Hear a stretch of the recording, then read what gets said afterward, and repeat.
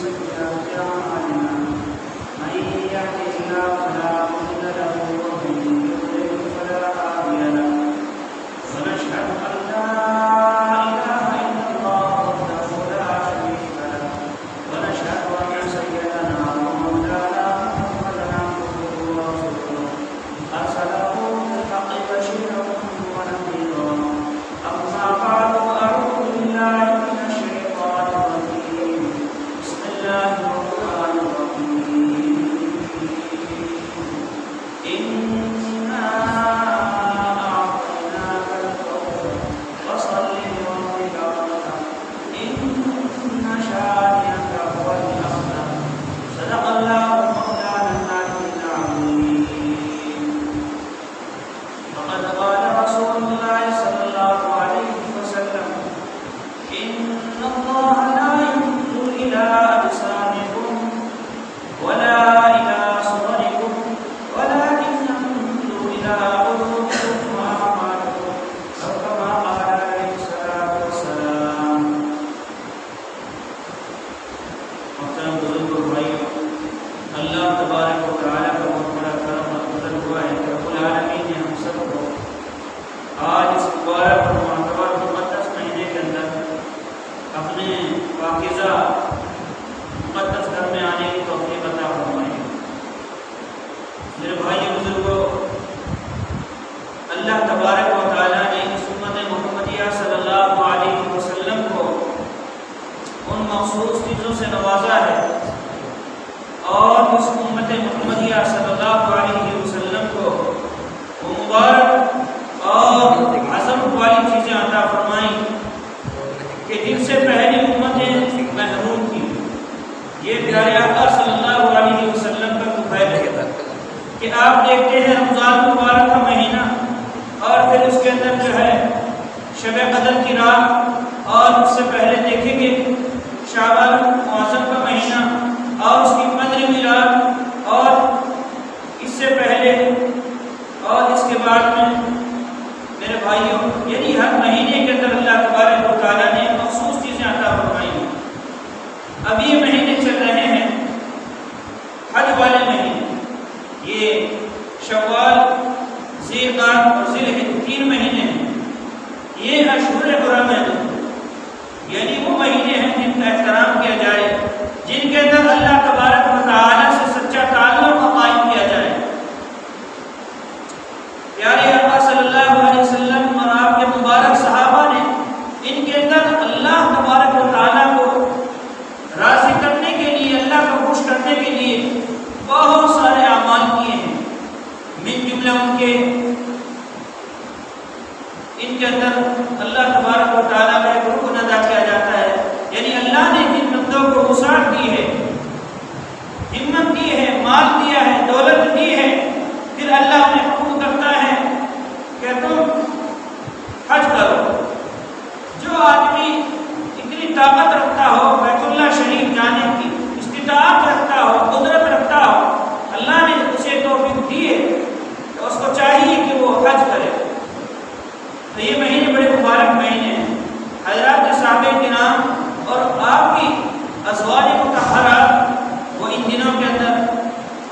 گویا کہ اپنا مصلی اور بوریا سیدھا کر لیتی ہیں. مطلب یہ ہے کہ جیسے ہم عام دنوں میں نماز پڑھتے ہیں، گھروں میں عورتیں ہماری نماز پڑھتی ہیں، روزہ رکھتی ہیں اور مصلی اکٹھا کر کے رکھ دیتی ہیں، لیکن جب یہ مبارک مہینے شروع ہو جاتے ہیں، حج والے مہینے شروع ہو جاتے ہیں، تو ان کے اندر وہ اپنا کوئی بوریا مصلی بچھا لیتی ہے، پھر اس کو اکٹھا نہیں کرتی. آج میرے بھائیوں، اس دنیا کے اندر ہر علاقے میں، ہر خطے میں آپ دیکھ رہے ہیں کہ بہت پریشان لوگ ہیں، ہر آدمی پریشان ہے. ہم میرے بھائی بزرگوں کو غور کریں کہ ہم نے اپنی زندگی کو اپنے طریقے کے مطابق گزارا ہے. ہماری زندگی ہمارے نفس اور ہمارے طریقے کے مطابق گزر رہی ہے. حالانکہ دستور یہ تھا کہ جب ہم نے اللہ تبارک و تعالیٰ کے حضور میں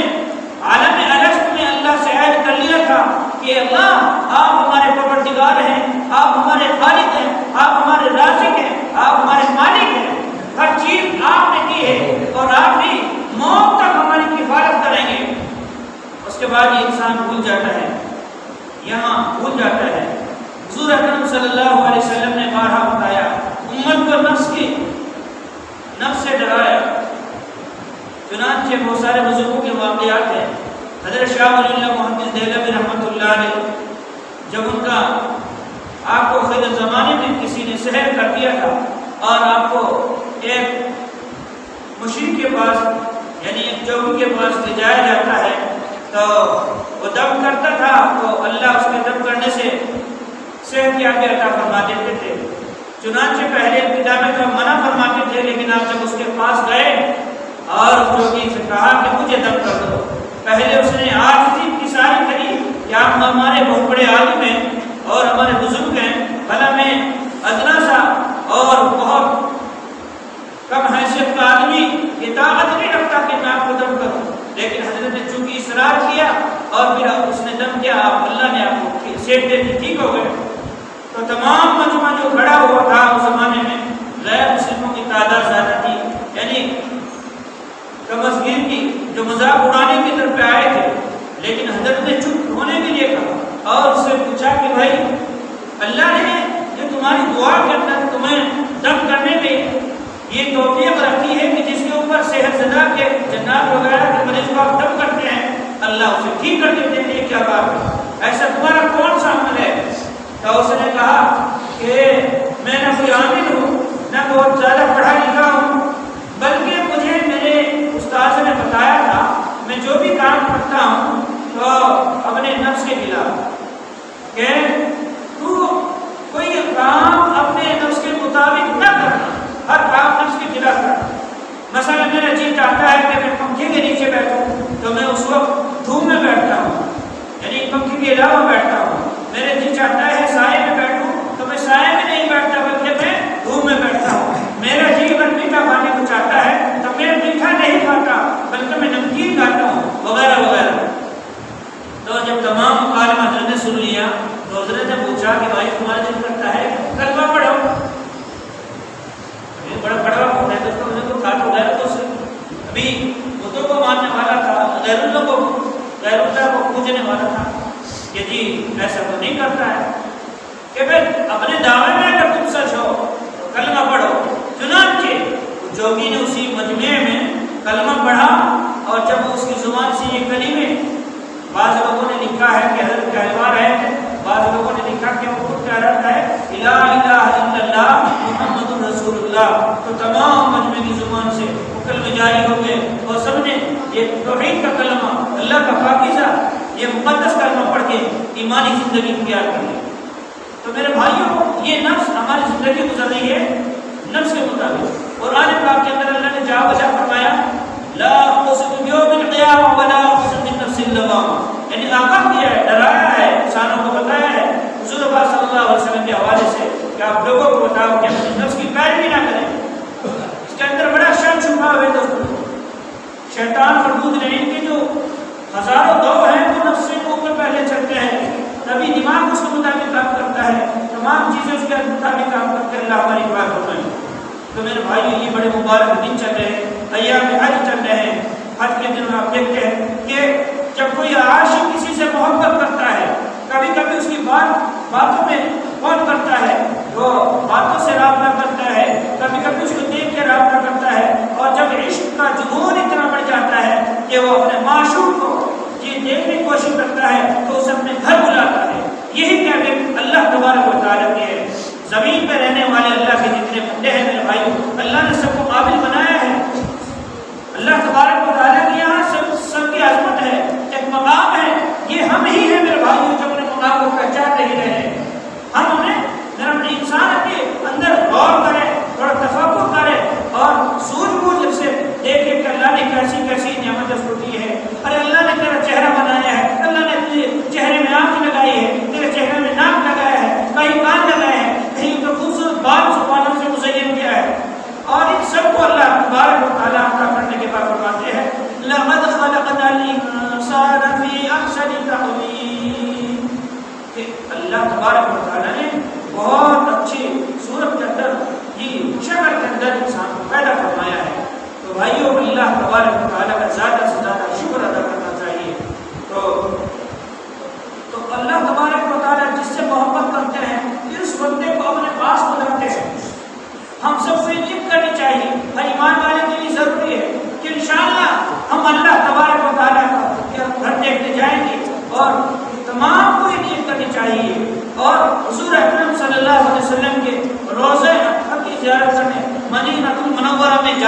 انشاءاللہ۔ میرے بھائیوں، آپ صلی اللہ علیہ وسلم کے روزے کی برکت یہ ہے کہ یہ دین ہم تک جو پہنچا ہے وہ اللہ تبارک و تعالیٰ کے پیارے محبوب صلی اللہ علیہ وسلم کے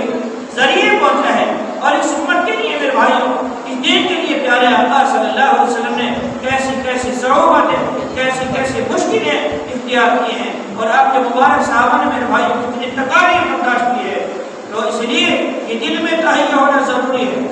اور جب بندہ ارادہ کرتا ہے، حج کا ارادہ کرتا ہے اور اللہ کے گھر کی زیارت کا ارادہ کرتا ہے، میرے بھائیوں بزرگوں، اللہ کتنا محبوب اسے رکھتے ہیں۔ فرمایا ایک واقعہ لکھا کہ ایک بزرگ حج کے لیے چلے، پہلے زمانے میں حج کے لیے جو جاتے تھے پیدل کے سفر ہوا کرتے تھے، تو ایک بزرگ چلے، ان کے پاس ان کا زیادہ رہا، ان کا توشہ تھا، تو راستے میں ایک ایسے بیابان جنگل میں گئے، ویرانے میں گئے کہ جہاں کوئی انسان کوئی پنچھی بھی نظر نہیں آ رہا، وہاں کچھ چوروں نے، ڈاکوؤں نے اس کا تمام توشہ وہ لوٹ لیا، وہ توشہ لوٹ لیا اور اس کو باندھ کر ڈال دیا، مزید ایک کام کیا۔ ان کے بعد ایک جماعت وہ چارتی جا رہی تھی، جس میں نوجوان بھی تھے، تو وہ دیکھتے جا رہے تھے جنگل بیابان میں کوئی پنچھی، کوئی انسان، کوئی حیوان نظر نہیں آ رہا ہے۔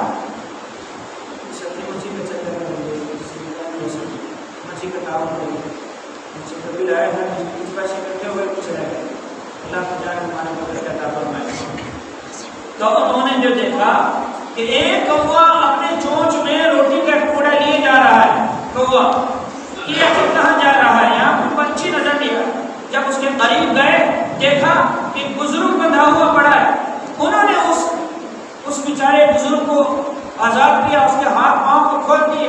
پھر اس سے اس کی کیفیت پوچھی کیا معاملہ ہے۔ اس نے کہا میں نے خالص اللہ کی رضا کے لیے، اللہ کے گھر کے لیے روپے پیسے جمع کیے، اپنے حج کے لیے جا رہا تھا، اور آج مجھے 6 دن ہو گئے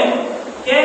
ڈاکوں نے میرا پیسہ تمام توشہ لوٹ لیا اور اپنے یہاں بندہ پڑا۔ 6 دن کے اندر یہ کوا مجھے کھلاتا ہے، روٹی کا ٹکڑا لاتا ہے، تو جانے کہاں سے لاتا، میرے منہ میں ڈالتا ہے، اور کسی پتے کے دورنے سے پانی کے قطرے میرے منہ میں چھواتا ہے۔ یعنی اللہ کتنا بڑا خالق ہے، اللہ میرے بھائیوں کتنا قریب ہے، اللہ کتنا رحیم ہے۔ اس جنگل بیابان میں اس آدمی کی عبادت اور اس آدمی کی میرے بھائیوں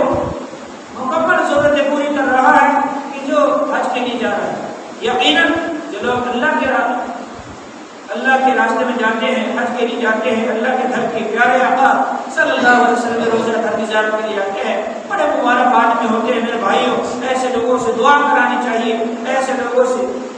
جو ہے میرے بھائی بزرگوں زیارت کرنی چاہیے۔ بعض